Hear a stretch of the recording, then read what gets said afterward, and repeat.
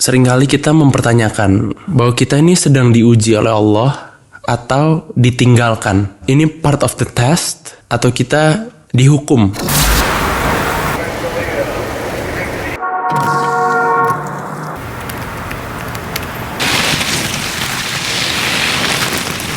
Assalamualaikum warahmatullahi wabarakatuh. Waalaikumsalam warahmatullahi wabarakatuh. Welcome to another episode of Unspoken. Alhamdulillah bersama guru kita Ustadz Muhammad Uzul Zikri Hafizahullah and our brother Kiral. Ustadz, thank you so much for being here. You're welcome. What are we discussing today? Ya, di antara masa-masa sulit kita, Ustadz, seringkali kita mempertanyakan bahwa kita ini sedang diuji oleh Allah atau ditinggalkan oleh Allah. Ditinggalkan, abandon. Ini part of the test atau kita dihukum. Bismillah, alhamdulillah, wassalatu wassalamu ala rasulillah. Allahumma inna nas'aluka ilman nafi'an wa na'udzubika min ilmin la yanfa'. Tadi apa? Diuji atau ditinggalkan? Diuji atau ditinggalkan. Oke. Kalau diuji jelas, innallaha idza ahabba qauman ibtalahum. Allah tuh kalau sayang, cinta sama seseorang, maka Allah akan uji dia. Wa ibtalal mar'u ala hasabi dini, dan orang diuji sesuai dengan kadar iman dan agamanya. Adapun meninggalkan, pada dasarnya gini loh, kembali ke hadis yang sempat kita bahas di beberapa episode yang lalu. Ketika Nabi SAW bersabda wa kama qala man iltamasa ridwan nas bisaqatillah wakalahullahu ilan nas. Barang siapa yang cari ridho manusia lalu dia korbankan ridho Allah, gitu loh. Atau barang siapa yang mencari ridho manusia walaupun Allah murka, walaupun Allah nggak suka, walaupun Allah benci, tapi tetap aja ditabrak. Kenapa? Karena cari ridho orang, cari ridho cewek, cari ridho bos, cari ridho klien, gitu. Akhirnya nggak puasa di Ramadan. Walaupun konsekuensinya Allah murka, maka Allah akan serahkan dia Allah akan serahkan dia ke manusia. Jadi sebenarnya bukan Allah ninggalin, dia yang memilih manusia dibanding Allah Subhanahu wa taala. Makanya Ibnu Qayyim rahimahullah ta'ala, salah satu ulama besar ya, beliau mengatakan bahwa barang siapa yang sibuk dengan Allah, akhirnya dia kesampingkan hawa nafsunya, maka Allah akan cukupkan dia dari kepentingan hawa nafsunya dan tekanan hawa nafsunya, gitulah. Karena hawa nafsu kan neken juga kan, kita pengen ini, pengen itu, nanti Allah akan cover semua. Dan barang siapa yang sibuk dengan Allah, dengan hak Allah, dengan apa yang Allah ridhoi, sehingga dia nomor dua kan kepentingan manusia yang lain yang mungkin nggak sejalan, dan dia nomor dua kan, gitu. Bro, lunch yuk, nggak, gue puasa. Lu nggak asik, lu segala macam, gitu. Nanti dosa lu gue yang tanggung deh, kan suka gitu tuh kadang-kadang joknya, suka gitu nggak sih? Sering, Ustaz. Dan kita emang nggak, gue harus puasa, gitu. Lu nggak asik, lu nggak enak, dan dia terima, mungkin dia dikucilkan. Allah akan cukupkan dia sehingga dia nggak akan butuh atau terpengaruh dengan tekanan atau pressure dari manusia-manusia tersebut. Tapi sebaliknya, jika orang sibuk dengan nafsunya, akhirnya dia kesampingan Allah akan serahkan dia ke hawa nafsunya. Dan barang siapa yang sibuk dengan kepentingan manusia sehingga Allah diabaikan, maka Allah akan serahkan dia ke manusia tersebut. Itu poinnya. Dan itu lawan dari taufik. Gitu. Taufik itu kan ketika Allah kasih hidayah. Lawannya itu khudlan. Khudlan itu Allah biarkan seseorang dengan nafsunya. Itu yang dijelaskan Ibnu Qayyim. Dan masalahnya awalnya dari dia, gitu loh. Awalnya dari dia. Iya, Allah kan selalu membuka pintu rahmatnya kepada kita. Bahkan sampai kita committing sin aja, Allah berfirman dalam surat Zumar ayat 53, la taqnatu min rahmatillah, jangan pernah putus asa dari rahmat Allah.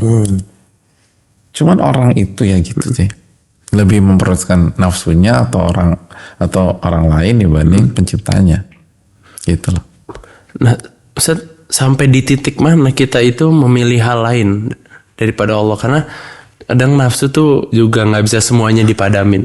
Ya, mungkin batas yang ini udah memilih di manusia. Iya, kita udah memilih manusia nih, udah nggak milih Allah lagi. Kalau yang kita kerjain itu baik, berarti ini larinya ke niat nih, motifnya Niat, oke, apa bener. gitu kan. Makanya syirik kecil, syirik khafi itu ketika kita memperlihatkan atau mengerjakan amalan, kita perhatikan agar dipuji oleh orang. Kita nggak peduli Allah kasih kita reward apa, yang penting orang senang, orang muji, orang kasih appreciate dan seterusnya. Oke. Atau kita di persimpangan antara halal dan haram, Oke. dan kita akhirnya milih hal yang haram. Kenapa? Karena tekanan orang atau karena permintaan orang, karena ingin cari muka orang, karena ingin buat orang tuh senang sama kita. Padahal ini nggak boleh, gitu. Kalau alasannya survivor to survive itu apa? Kalau benar-benar untuk survive, maka ini bisa masuk ke kondisi darurat loh. Oke, tapi apakah ini dah di situ ya Ustaz? Ya? Iya, dan kaidah para ulama ad-darurat qadar bi qadariyah. Darurat itu sekedarnya dan harus diukur. Jadi kalau dia nggak makan, misalnya dia nggak makan daging babi ini, dia mati. Nah, dia boleh makan. Masya Allah. Tapi jangan nambah, apalagi take away. Gitu loh. Kan nggak ada. Dan itu nggak ada opsi lain kecuali itu. Iya. Dia pekerjaannya nggak haram nih Ustaz. Dia lakuin itu untuk alasannya katanya because of my family. I'm doing this for my family. Gitu loh. Itu gimana itu Ustaz? Oh iya, dosa. Oh, itu dosa. Kecuali kalau dia nggak tahu. Oke. Dia nggak ngerti gitu loh. Dia ilmu tuh belum sampai. Oke. Apalagi kalau dia lifelong learner, dia pembelajar tapi halaman itu belum sampai gitu loh. Terus dia kerjain ya. Tapi kalau yang tahu udah jelas haram, tapi alasannya itu, dan kan itu alasan untuk survive itu udah nggak bisa diterima ya Ustaz. Kan udah done is haram, it's not apa? Iya, iya. Oke. Tapi izin, let me take it back to memilih hal lain daripada Allah ya Ustaz. Berarti sama seperti selingkuh ya Ustaz ya, in a way. Karena kita memilih sesuatu hal, jadi Ustaz tadi bahas tentang kalau udah di persimpangan antara halal dan haram, dan kita memilih hal lain lah, bukan Allah. Misalkan demi bos tadi kan, demi muka orang atau gimana. Berarti sama kayak selingkuh ya Ustaz ya, menduakan Allah. Pertama stadium beda-beda ya. Iya. Makanya kan syirik itu ada syirik besar, syirik kecil. Nah, kita dudukan dulu nih. Tapi kalau sampai ada, hanya kita mencintai seseorang atau pihak lain sehingga melahirkan ketundukan dan kerendahan mutlak, maka itu syirik. Kerendahan mutlak. Itu gimana mutlak tuh? Jadi intinya gini, syirik itu taswiyatu ghairillah billah fima huwa min khasaisillah.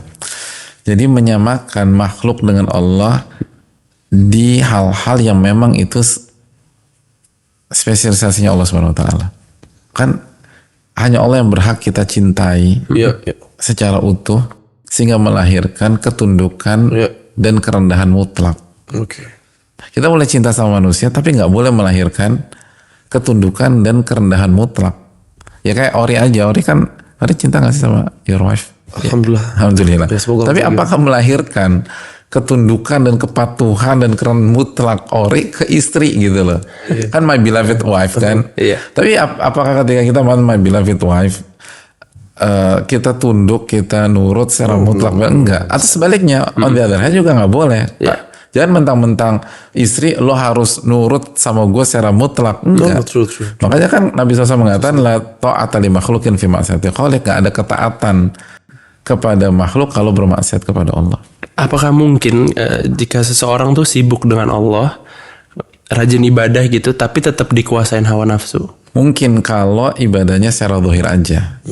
Tapi kalau ibadahnya secara zahir dan batin maksudnya hati ya. Iya. Jadi bukan hanya gerakan sholat, tapi hati pun juga tenggelam dan menghayati khusyuk terhadap apa yang dibaca dan apa yang sedang dilakukan, maka nggak mungkin. Karena itu tadi itu yang dikatakan Ibnu Qayyim rahimahullah dalam salah satu karya beliau Uddatus Sabirin, bisa aja orang itu lupa sama Allah padahal sedang menjalankan perintah Allah. Dan itu ironi banget. Kalau orang lupa sama Allah ketika dia bermaksiat, wajar, ya kan, gitu loh. Ketika ada orang lupa sama Allah ketika mabok, ya dia wajar.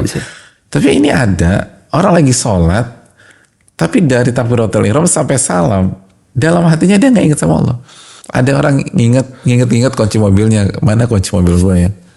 Ada orang inget handphone gue di mana ya. Dari takbiratul ihram sampai salam inget gue naruh mana ya. Ada yang inget meeting dia 1 jam setelah zuhur nanti. Ya Allah, itu. Jadi yang ada pikirannya banyak hal kecuali Allah Subhanahu wa ta'ala. Itu ada. To recap dikit Ustaz. Jadi Allah doesn't abandon you, but you choose to abandon Allah, but you choose suatu hal yang Allah nggak ridhoi over the creator ya. Sebenarnya hambanya duluan yang ninggalin. Iya, itu dia. Maka al-jaza misalnya begitu ditinggalin ya udah. Kan ini jalan yang lo tempuh kan. Ya udah, Allah serahkan aja. Itu tadi. Barang siapa yang mencari ridho manusia, ridho si A, ridho si B, dan dengan mengorbankan ridho Allah Subhanahu wa taala, kan Anda pilih itu kan. Ya udah Allah serahkan Anda ke manusia yang Anda pilih itu. Sama kayak nanti di hari kiamat kan Nabi SAW mengatakan dalam hadis Allah Subhanahu wa taala akan memerintahkan orang-orang yang ria. Ria itu orang yang memperlihatkan ibadahnya agar dipuji oleh orang lain. Idhabu gitu kata Allah, pergilah ke orang-orang yang kalian incar pujiannya waktu kalian ibadah di dunia. Lalu lihatlah apakah mereka bisa kasih pahala buat kalian. Jadi itu kan kalian nyari mereka kan, ya udah minta pahala dari mereka gitu loh. Udah seperti itu. Al jaza min jinsil amal, balasan tergantung apa yang Anda lakukan, apa yang Anda inginkan. Nauzubillah min dzalik. Kan memang Anda nggak cari ridho Allah, Anda nggak cari perlindungan Allah, Anda nggak cari hidayah dari Allah, Anda nggak cari taufik dari Allah. Ya udah itu yang Anda dapat gitu. I'm getting goosebumps, bro. Masya Allah. Thank you so much Ustaz for the wisdom and knowledge. Thank you. Sangat bermanfaat untuk saya dan Kiral insyaallah, dan semoga bermanfaat juga untuk teman-teman my brothers and sisters in Din yang nonton. Insyaallah kita ketemu lagi di next episode of Unspoken. Wassalamualaikum warahmatullahi wabarakatuh. Waalaikumsalam warahmatullahi wabarakatuh.